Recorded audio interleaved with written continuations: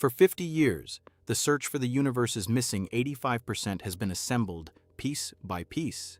One telescope, one method, one partial clue at a time. A rotation curve here, a gravitational lens there. Fragments gathered slowly across decades, never quite adding up to a complete picture. Now, for the first time, a single instrument has begun trying to solve the entire mystery at once. It started with a woman named Vera Rubin. In the 1970s, working with fellow astronomer Kent Ford, Rubin carefully measured how fast stars orbit at the edges of spiral galaxies, and found something that shouldn't have been possible. Those outer stars were moving far too quickly, fast enough that ordinary visible matter alone couldn't be holding them in orbit. Something invisible had to be providing the extra gravity. That observation became one of the strongest pieces of early evidence for what we now call dark matter, and decades later, when a new telescope was built specifically to finally understand it, scientists gave it her name. The Vera C. Rubin Observatory sits atop Cerro Pachon in Chile, built around an 8.4-meter telescope and the largest digital camera ever constructed for astronomy.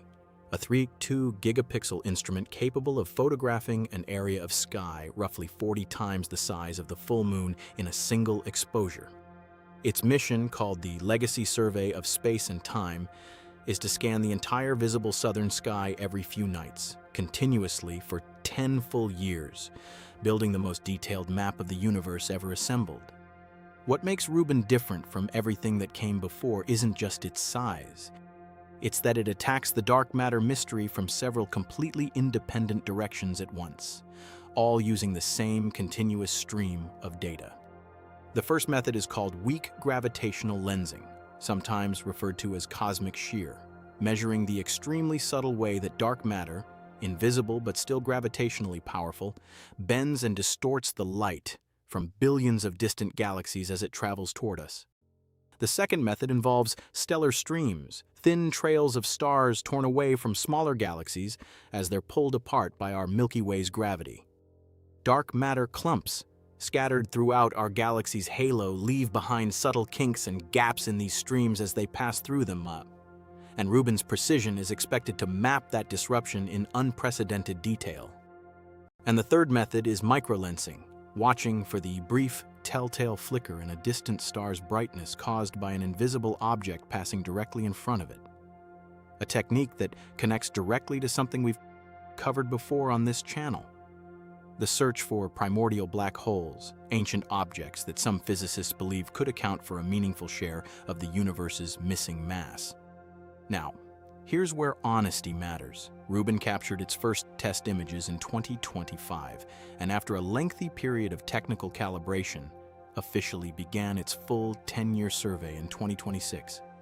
Early data releases are already staggering in scale, with hundreds of thousands of individual observations processed in just the opening months. But this is genuinely the beginning of a decade-long undertaking, not a single dramatic reveal delivered all at once. The observatory hasn't yet solved dark matter. What it has done is switch on the most powerful, most systematic search for it ever built. That distinction matters, because of everything this instrument is positioned to eventually settle.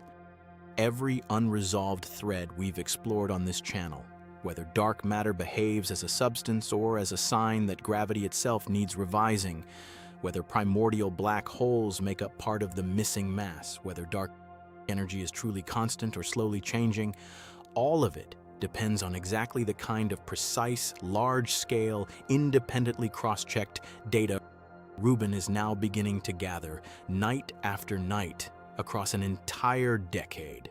There's something genuinely moving about that timeline. Vera Rubin passed away in 20s, having spent her career proving something existed that she would never live to see fully explained. Now, an observatory built in her name and equipped with tools she could scarcely have imagined is quietly beginning the work of finishing what her rotation curves first hinted at half a century ago. What do you think? After 50 years of searching, do you think dark matter will finally be identified within Rubin's 10-year survey?